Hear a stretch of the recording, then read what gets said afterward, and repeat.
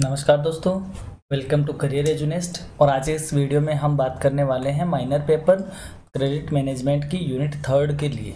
और ये पेपर जैसा कि हमने बताया सेमेस्टर 2 और सेमेस्टर 4 का कॉमन पेपर है।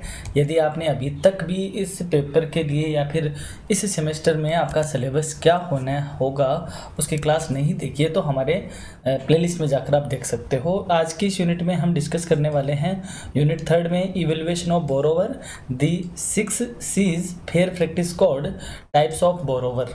तो ये आज की यूनिट का इसका सिलेबस है। और यदि अभी तक आपने क्लासेस का नहीं पता है तो आप हमारे चैनल पे जाइए, चैनल पर नए हो तो सब्सक्राइब करिए। और सेमेस्टर 4 की आपको सेपरेट प्लेलिस्ट मिल जाएगी और सेमेस्टर 2 की सेपरेट प्लेलिस्ट आपको मिल जाएगी। और यदि आपने अभी तक भी सिलेबस का वीडियो नहीं देखा है कि आपका क्या किस तरह का सिलेबस है तो आप ज़रूर इस वीडियो को ज़रूर देखिए। आपको कौन सा पेपर लेना चाहिए वो भी इसमें डिस्कस किया हुआ है। और हाँ, इंटर्नशिप का भी प्रोविज़न है, तो आप अगर अभी भी अननोन हो इन चीज़ों से तो आप ज़रूर चैनल विजिट कीजिए। आज की इस क्लास की हम करते हैं शुरुआत। बात करते हैं evaluation of borrower. Credit management का जो अपना पेपर चल रहा है इसमें हम बात कर रहे हैं कि बैंक देता है अपने कस्टमर्स को उधार। अब उधार देने से पहले, क्योंकि ये क्या है, उधार लेने वाला यानी बोरोवर है, तो इसको कस्टमर को जब बैंक उधार देगी तो बैंक ये चाहती है कि हम ऐसा इवैल्यूएशन कर ले इसका कि हम जिस व्यक्ति को दे रहे हैं ये व्यक्ति सही हो, टाइम पर पेमेंट कर देगा कि नहीं करेगा, कहीं हमारे पेमेंट डूब तो नहीं जाएगा, कहीं ये डिफ़ॉल्टर तो नहीं हो जाएगा। तो इन सारी बातों को एनालाइज करने की जो प्रोसेस होती है या एनालाइज किया जाता है उसको बोलते हैं इवैल्यूएशन ऑफ बोरोवर। तो evaluation of borrower refers to the process by which a bank और financial institution assess the credit worthiness of a person और business before providing a loan और क्रेडिट फैसिलिटी। यानी किसी व्यक्ति को या किसी बिजनेस को लोन प्रोवाइड करवाने से पहले उसके क्रेडिट वर्दीनेस को जानना या फिर उसके क्रेडिट हेल्थ की एनालाइज करना क्या कहा जाता है दोस्तों, इवैल्यूएशन ऑफ बोरोवर कहा जाता है। This process helps the lender determine, यानी ये प्रोसेस जो लेंडर है, लेंडर कौन है यहाँ, बैंक, तो ये प्रोसेस हेल्प करती है क्या जानने में, whether the borrower is capable of repaying the loan, क्या जो बोरोवर है वह दोबारा पेमेंट करने में केपेबल है या नहीं है। वॉट रिस्क आर इन्वॉल्व, क्या क्या रिस्क इन्वॉल्व है जब हम किसी को उधार देते हैं। तो देखो कई तरह की रिस्क होती है, पैसा डूब जाने की भी रिस्क होती है, तो बहुत सारी रिस्क है, तो क्या क्या रिस्क इन्वॉल्व है उसके साथ। And whether the loan should be approved, modified और रिजेक्टेड, क्या इस लोन को हमें अप्रूव करना चाहिए या मॉडिफाई करना चाहिए या पूरी तरीके से रिजेक्ट कर देना चाहिए।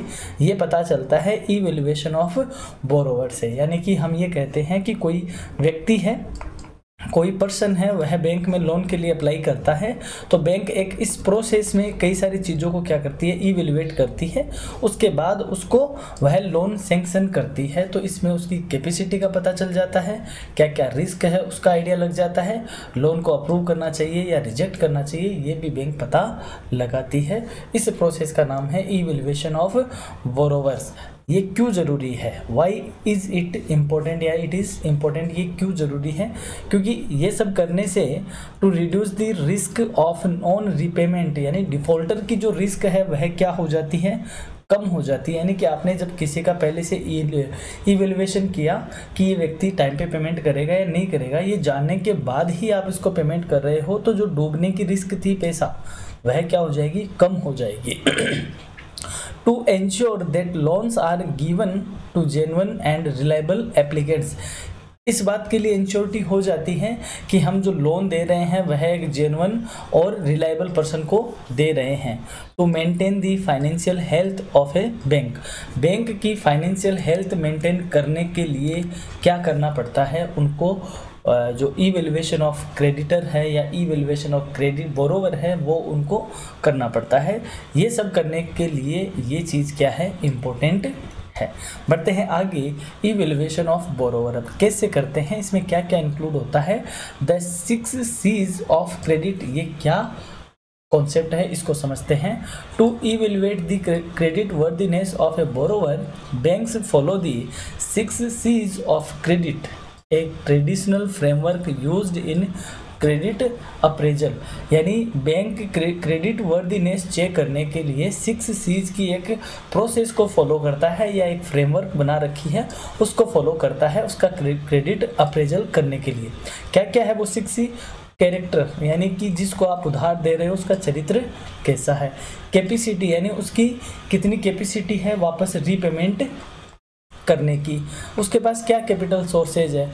कोलेट्रल, यानी कि क्या उसके पास ऐसी चीज़ें हैं जो और भी उसके साथ रिलेटेड है जिससे हम अपनी रिकवरी कर सकते हैं, क्या कंडीशंस है। और फाइनली उसका क्रेडिट स्कोर क्या है, यानी कि क्रेडिट हिस्ट्री उसकी क्या है। इन सब को देखो, ये सारे सी से स्टार्ट है और 6 है, इसलिए इसको क्या बोलते हैं, 6 C's बोलते हैं। ये आपके लिए एग्जाम में मोस्ट इंपॉर्टेंट सेगमेंट बनेगा, यहाँ से बड़ा क्वेश्चन जरूर आपसे पूछा जाएगा दोस्तों। तो क्या है, एक एक को डिस्कस करते हैं। Character refers to the borrower's reputation, integrity and trustworthiness। Borrower की रेपुटेशन कितनी है मार्केट में, इंटीग्रिटी कितनी है और उस पर उसका ट्रस्टवर्दीनेस क्या है, इससे उसका कैरेक्टर का आइडिया लग जाता है। बैंक चेक दी बोरोवर से past credit history, repayment habits and feedback from other lenders. यानी आप किसी अपने दोस्त को या किसी व्यक्ति को उधार देते हो तो उसकी हिस्ट्री आप भी देखना चाहते हो, लोगों से पूछते हो कि यार फलाने को मैं पैसा दे रहा हूँ, क्या है वह टाइम पे पेमेंट करता है या नहीं करता है, तो आप फीडबैक भी लेते हो। क्या पता लगाने के लिए, उसका कैरेक्टर पता लगाने के लिए। A good character builds confidence that the borrower will repay the loan on time. एक अच्छा कैरेक्टर इस बात का कॉन्फिडेंस बिल्ड करता है कि वह टाइम पर क्या करता है, लोन का रीपेमेंट करता है। सेकेंड बात करते हैं दोस्तों कैपेसिटी की। The borrower's ability to repay the loan, यानी लोन रीपेमेंट करने की कैपेसिटी, उसको हमने कैपेसिटी कहा है। Assessed through the borrower's income, employment और बिजनेस अर्निंग। यानी आप बैंक से जब लोन लेते हो तो बैंक आपसे ये भी पूछती है आप क्या जॉब करते हो, आपका बिजनेस क्या है, ऑक्यूपेशन क्या है। तो जॉब है तो जॉब में आपकी सैलरी क्या है, आपको पता भी होगा। आपकी सैलरी स्लिप मांगती है बैंक, आपके बैंक स्टेटमेंट मांगते हैं कि आप किस तरीके का बैलेंस मेंटेन कर पा रहे हो, आपका एम्प्लॉयमेंट कैसा है, पार्ट टाइम है कि फुल टाइम है। तो वो आपकी कैपेसिटी को क्या करना चाह रहे हैं, फाइंड आउट करना चाह रहे हैं। Bank analyse the financial statements, ITR income tax returns and cash flow. यानी आपकी ITR फाइल वो मांगते हैं, आपके फाइनेंशियल स्टेटमेंट मांगते हैं ताकि वह आइडिया लगा सके आपकी कैपेसिटी क्या है। फिर नेक्स्ट आता है कैपिटल, आपके पास क्या कैपिटल है। Refers to the borrower's own investment in the business और प्रोजेक्ट, यानी बोरोवर ने किस बिजनेस में और किस प्रोजेक्ट में क्या इन्वेस्टमेंट कर रखा है। A strong capital base shows that the borrower has a stake in the success of the venture. यानी अगर आपने अच्छा खासा कैपिटल लगा रखा है तो जो इस बात का प्रमाण बनता है कि आपका जो वेंचर है वह वाकई में सक्सेस होगा। Bank consider this as the question during financial stress, यानी कि हालांकि आपकी कैपिटल से बैंक छेड़खानी नहीं करता, बट जब आप फाइनेंशियल स्ट्रेस में होता है या आप टाइम पे पेमेंट नहीं कर रहे हो तो ये कैपिटल से ही बैंक क्या करता है, अपना पेमेंट रिकवर करता है। नेक्स्ट है कोलेट्रल, क्या है, assets offered by the borrowers as security for the loan. यानी कि इसको सिंपल भाषा में कहे तो आपने क्या चीज़ गिरवी रखी है जब आप लोन लेने जा रहे थे तब। In case of default the bank can sell the collateral to recover its money. जब आप टाइम पे पेमेंट नहीं कर पाते हो तो बैंक आपकी ये रखी हुई जो संपत्ति है, रखी हुई जो एसेट्स है, उसको क्या करती है, सेल करके अपनी रिकवरी करती है। कॉमन कोलेट्रल इंक्लूड्स, सामान्यतः क्या चीज़ें रखी जाती है, प्रॉपर्टी यानी कोई मकान रख दिया, कोई ज़मीन रख दी, गोल्ड यानी सोना, स्टॉक्स यानी शेयर्स एंड मशीनरीज यानी कोई हेवी मशीनरीज है तो उसको भी कोलेट्रल रखा जाता है, यानी एज ए मॉर्गेज रखा जाता है। फिर बात करते हैं कंडीशंस। कंडीशन कैसी है, refers to the external factors that may affect the borrower और लोन रीपेमेंट। यानी एक्सटर्नल फैक्टर कैसे है मार्केट में, क्योंकि वो एक्सटर्नल फैक्टर ही बोरोवर की और लोन रिपेमेंट की जो सिचुएशन है उसको क्या कर सकते हैं, अफेक्ट कर सकते हैं। Includes economic conditions, industry trends and government policy. इसमें इकोनॉमिक कंडीशंस को, इंडस्ट्री ट्रेंड को और गवर्नमेंट पॉलिसी को एनालाइज किया जाता है। बैंक एक्सेस हाउ दीज में इम्पैक्ट द बोरोवर्स बिजनेस और इनकम सोर्स, यानी ये सारी चीज़ें बोरोवर के इनकम सोर्स को किस तरीके से इम्पैक्ट लाती है, क्या वह इम्पैक्ट पॉजिटिव है या क्या वह इम्पैक्ट नेगेटिव है, इस बात का एक्सेस करना या इस बात का इवेल्युएशन करना वह क्या कि मार्केट के जो एक्सटर्नल फैक्टर है वो आपके लोन रीपेमेंट की कैपेसिटी को किस तरीके से अफेक्ट करेंगे, इसका एनालाइज करना होता है। फिर फाइनल आता है क्रेडिट स्कोर, जो कि मोस्ट पॉपुलर चीज़ बनी हुई है। आप पूछते भी रहते हो, आप जानते भी हो, आप लोगों से भी सुनते हो कि भाई मेरा क्रेडिट स्कोर ख़राब हो जाएगा, मेरा सिबिल स्कोर ख़राब हो जाएगा। तो क्या है ये क्रेडिट स्कोर?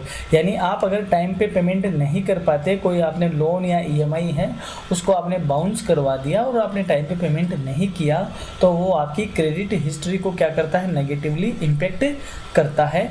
और इस तरीके का जो रिकॉर्ड है वो एक इंस्टीट्यूट है इंडिया का, उसका नाम है सिबिल, यानी credit information bureau India limited.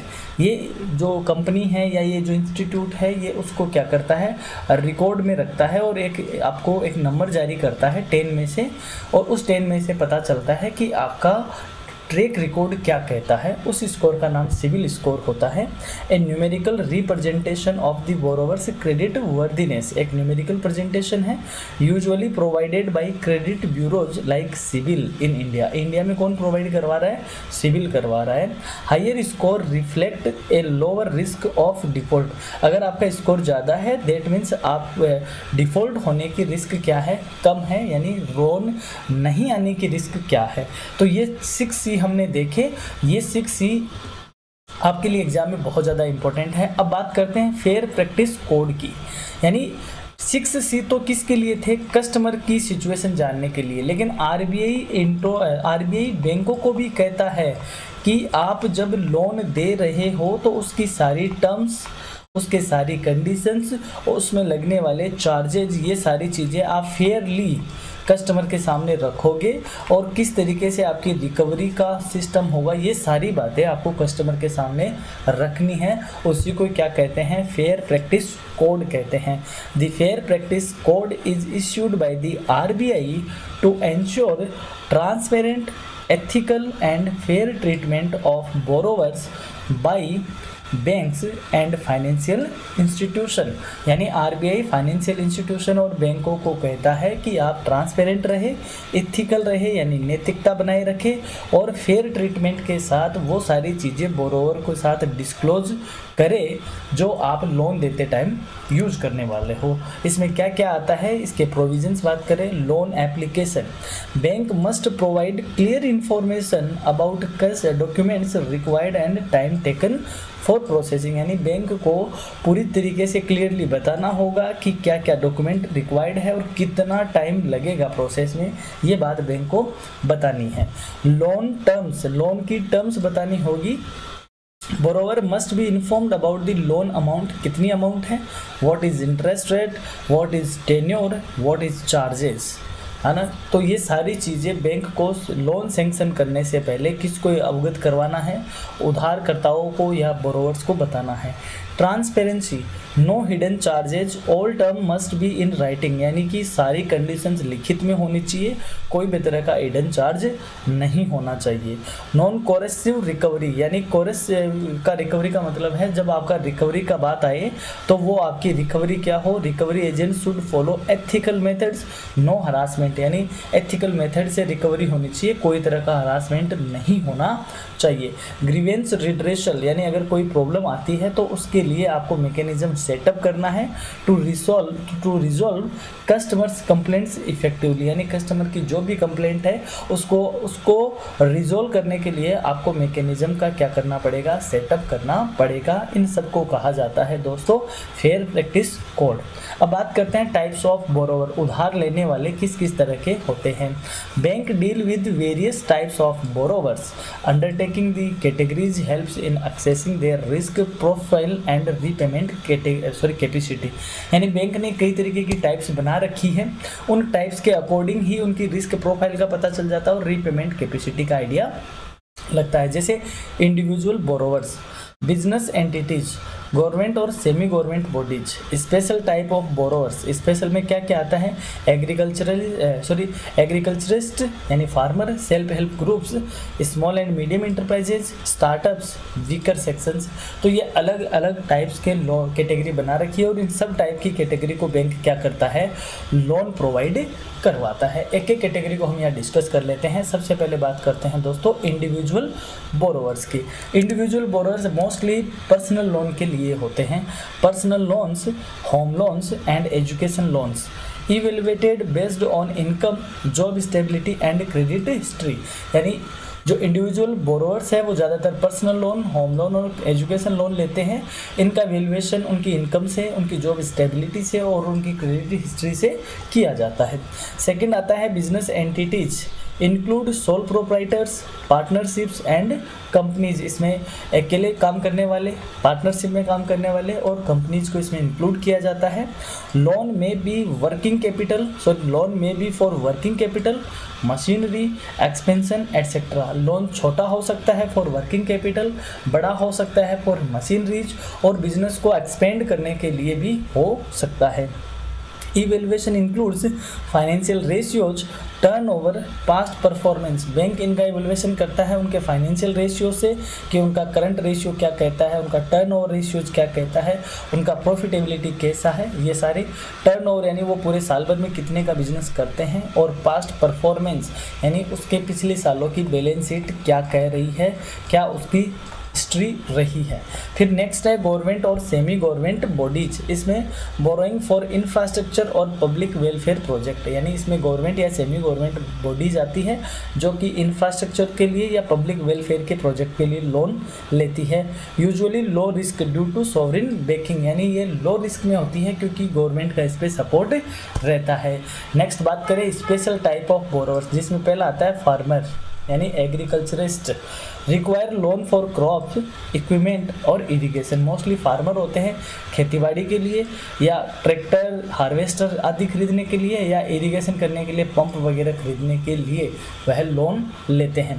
इनकी सीजनल इनकम होती है। Repayment depends on harvest cycle and weather. इनका जो रीपेमेंट का सिस्टम है वो हार्वेस्ट साइकिल पे डिपेंड करता है, यानी कि जब फसल कटाई होती है और उसके बाद वह जब बिक जाती है यानी सेल हो जाती है तब वह पेमेंट कर पाते हैं। साथ ही में डिपेंड करता है मौसम पे। मौसम अगर गड़बड़ हो गया, फसल नष्ट हो गई, तो इनकी जो रीपेमेंट की कैपेसिटी है वह इससे अफेक्ट होती है। सो ये सीजनल इनकम वाले होते हैं। किसान credit card is a special product for them, यानी इनके लिए जो बैंक ने लोन देने का एक सिस्टम डेवलप कर रखा है, दैट इज किसान क्रेडिट कार्ड, जो कि बहुत ही शानदार इनोवेशन है, जो कि आपको याद रखना है दोस्तों, अगस्त 1998 में इंट्रोड्यूस किया था, जिसके थ्रू बैंक इनको क्या देता है, क्रेडिट फैसिलिटी प्रोवाइड करवाता है। नेक्स्ट इसमें आता है self help groups.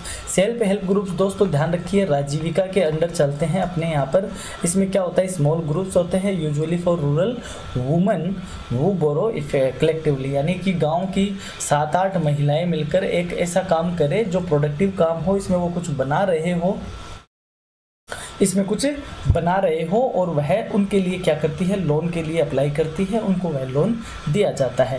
Loan given for small businesses income generating activities, यानी ये 7-8 महिलाएं मिलकर जैसे मान लो अगरबत्ती बना रही है या ये अचार बना रही है या ये कुछ और काम कर रही है, तो कोई एक्टिविटी कर रही है, इस एक्टिविटी के लिए इनको राजीविका के थ्रू, सेल्फ हेल्प ग्रुप के थ्रू इनको क्या मिल जाता है, लोन मिल जाता है। स्मॉल एंड मीडियम इंटरप्राइजेज यानी छोटे industries, backbone of the economy, जिनको इकोनॉमी की बैकबोन कहा जाता है, रिक्वायर फ्लेक्सिबल फाइनेंसिंग, इनको बहुत ही फ्लेक्सिबिलिटी वाला फाइनेंस की नीड रहती है। इनका इवैल्यूएशन किया जाता है थ्रू प्रोजेक्ट रिपोर्ट, टर्नओवर और बिजनेस वाइबिलिटी, यानी इनका जो इवैल्यूएशन है वो अलग अलग रिपोर्टों के थ्रू किया जाता है। तो स्मॉल स्केल इंटरप्राइजेज भी एक स्पेशल टाइप ऑफ बोरोवर में आते हैं। फिर नेक्स्ट है स्टार्टअप्स, यानी न्यू बिजनेसमैन या new businesses often high risk due to lack of history, यानी जो स्टार्टअप है, नए वाले स्टार्टअप है, उनको लोन देना एक हाई रिस्क पे रहता है क्योंकि अभी उनकी कोई हिस्ट्री नहीं है। उनको बैंक कैसे उनको इवेल्युएशन करे, तो ये है इनका इवेल्युएशन मोस्टली किया जाता है on idea, management team, scalability and investor backing, यानी इनका आइडिया कैसा है, चलने वाला है कि नहीं है, इसकी मैनेजमेंट टीम कैसी है, स्केबिलिटी कैसी है, छोटे लेवल पे काम कर रहे हैं या बड़े लेवल पे काम कर रहे हैं, इन्वेस्टर ने, कौन से इन्वेस्टर ने इनको इन्वेस्टमेंट दे रखा है। तो ये सारी चीज़ें इस स्टार्टअप में इवेलुएट की जाती है।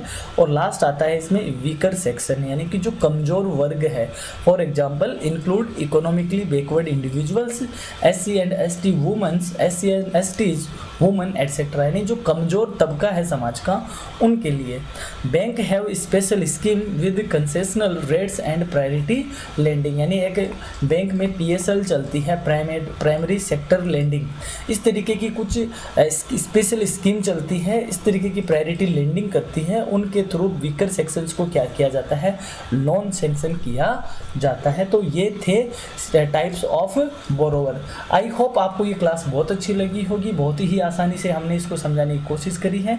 अगर क्लास अच्छी लगती है दोस्तों लाइक ज़रूर करें, शेयर करें, नए हो तो सब्सक्राइब करें, और हाँ आप कमेंट करके ज़रूर हमें बताएं कि आपका पेपर कौन सा है और उस पेपर की आपको क्लास की नीड है, तो आप हमें वो टॉपिक लिख दीजिए, वो यूनिट लिख दीजिए, क्योंकि हम आपके कमेंट को प्रायोरिटी पे लेंगे और आपके एज पर कमेंट हम हमारी क्लासेस में इनोवेशंस करने की पूरी कोशिश करेंगे।